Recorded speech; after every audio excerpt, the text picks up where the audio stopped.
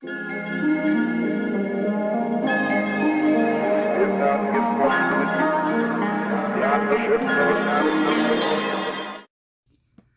guys, welcome back to my channel. Yesterday we read Genesis chapters 42 and 44. Today we're going to read 42 and 43. Today we're going to read chapters 44 and 45. So we're going to read about Joseph's final test when he's testing his brothers. We're going to read about Judah's plea for Benjamin. We're also going to read about Joseph reveals his identity to his brothers and the return for Jacob, which is where they go back to get their dad. So let's get started. Joseph's final test, chapter 44. Joseph commanded his steward, fill the men's bags with as much food as they can carry, and put each one's silver at the top of his bag. Put my cup, the silver one, at the top of the youngest one's bag, along with the silver for his grain. So he did as Joseph told him. At morning light, the men were sent off with their donkeys. They had not gone very far from the city when Joseph said to his steward, get up, pursue the men, and when you overtake them, say to them, why have you repaid evil for good? Isn't this cup that my master drinks from uses for divination? What you have done is wrong. When he overtook them, he said these words to them. They said to him, why does my Lord say these things? Your servants could not possibly do such a thing. We even brought back to you from the land of Canaan the silver we found at the top of our bags. How could we steal silver or gold from your master's house? If it is found with one of us, your servants must die, and the rest of us will become my Lord's slaves. The steward replied, what you have is right, but only the one who what you have said is right, but only the one who is found to have it will be my slave, and the rest of you will be blameless. So each one quickly lowered his sack to the ground and opened it. The steward searched, beginning with the oldest and ending with the youngest, and the cup was found in Benjamin's sack. They tore their clothes, and each one loaded his donkey and returned to the city. When Judah and his brothers reached Joseph's house, he was still there. They fell to the ground before him. What is it that you have done? Joseph said to them. Didn't you know that a man like me could uncover the truth by divination? What can we say to you, my lord? Judah replied. How can we plead? How can we justify ourselves? God has exposed your servant's iniquity. We are now my lord's slaves, both we and the one in whose possession the cup was found. Then Joseph said, I swear that I will not do this. The man in whose possession the cup was found will be my slave. The rest of you can go in peace to your father. Judah's plea for Benjamin.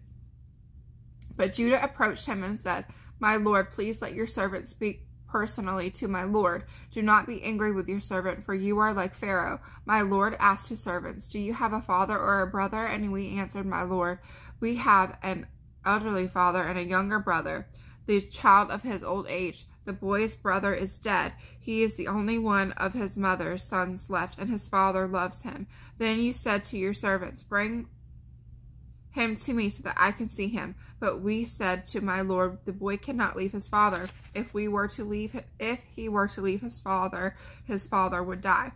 Then you said to your servants, if your younger brother does not come down with you, you will not see me again. This is what happened when we went back to your servant, my father. We reported to him the words of my lord, but our father said, go again and buy us a little food. We have told him we cannot go down unless your younger brother goes with us. If our younger brother isn't with us, we cannot see the man. Your servant, my father, said to us, you know that my wife bore me 2 sons. One is gone from me. I said he must have been torn to pieces, and I have never seen him again. If you also take this one from me and anything happens to him, you will bring my gray hairs down to Sheol in sorrow. So if I come to your servant, my father, and the boy is not with us, his life is wrapped up with the boy's life. When he sees that the boy is not with us, he will die. Then your servants will have brought the gray hairs of our servant, our father, down to Sheol in sorrow. Your servant became accountable to my father for the boy, saying, if I do not return him to you, I will always bear the guilt for sinning against you, my father. Now please let your servant remain here as my lord's slave in place of the boy. Let him go back with his brothers. How can I go back to my father without the boy? I could not bear to see the grief that would overwhelm my father. Joseph reveals his identity. Chapter 45. Joseph could no longer keep his composure in front of all his attendants. So he called out, "Send everyone away from me."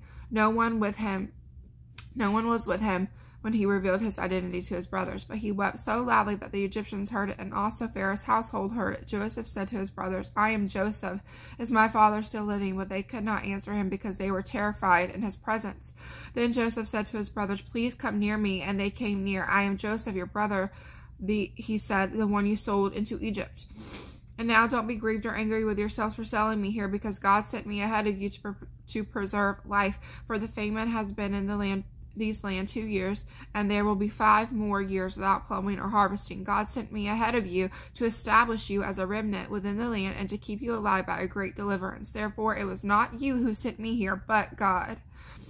He has made me a father to Pharaoh, lord of his entire household and ruler over all the land of Egypt. Return quickly to my father and say to him, this is what your son Joseph says. God has made me lord of all Egypt. Come down to me without delay. You can settle in the land of Goshen and be near me. You, your children, and your grandchildren, your flocks and your herds, and all that you have. There I will sustain you, for there will be 5 more years of famine. Otherwise, your household and everything you have will become destitute. Look, your eyes and the eyes of my brother Benjamin can see that I'm the one speaking to you. Tell my father about all my glory in Egypt and about all you have seen, and bring my father here quickly." Then Joseph threw his arms around his brother Benjamin and wept, and Benjamin wept on his shoulder. Joseph kissed each of his brothers as he wept, and afterward his brothers talked with him. The return for Jacob. So now they're going to go get the dad and everybody else. When the news reached Pharaoh's palace, Joseph's brothers have come. Pharaoh and his servants were pleased. Pharaoh said to Joseph, "Tell your brothers, do this, load your animals and go back to the land of Canaan. Get your father and your families and come back to me. I will give you the best of the land of Egypt, and you can eat from the riches of the land." You are also commanded to tell them, "Do this, take wagons from the land of Egypt for your dependents and your wives, and bring your father here. Do not be concerned about your belongings, for the best of all the land of Egypt is yours." The sons of Isreal did this. Joseph, you want to call him Jacob. He is Jacob, but his name got changed. Joseph gave them wagons as Pharaoh had commanded, and he gave them provisions for the journey. He gave each of the brothers changes of clothes, but he gave Benjamin 300 pieces of silver and 5 changes of clothes. He sent his father the following: 10 donkeys carrying the best products of Egypt, the 10 female donkeys carrying grain, food, and provisions for his father for the journey. So Joseph sent his brothers on their way, and as they were leaving, he said to them, "Don't argue on the way." So they went up from Egypt and came from their father Jacob in the land of Canaan. They said, "Joseph is still alive. He is ruler over all the land of Egypt." Jacob, was stunned. He did not believe them. But when they told Jacob all that Joseph had said to them, and when he saw the wagons that Joseph had sent to transport him, the spirit of their father Jacob revived. Means it kind of like his spirit reawoke, was happy and joyful. Then Israel's Jacob, "Enough, my son Joseph is still alive. I will go to see him before I die." And that is the end of chapter 45. And we're going to read 46 and 47 tomorrow.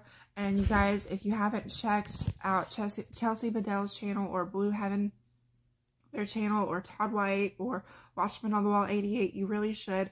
They're talking about being prepared for when Jesus returns, the rapture, everything that's going on in Israel right now, the elections, the no government, the one world government, the peace treaty that Trump is supposed to reveal after all this happens, and like the chip in the hand and all that stuff. Like, this stuff is real. Jesus is real. He is coming back.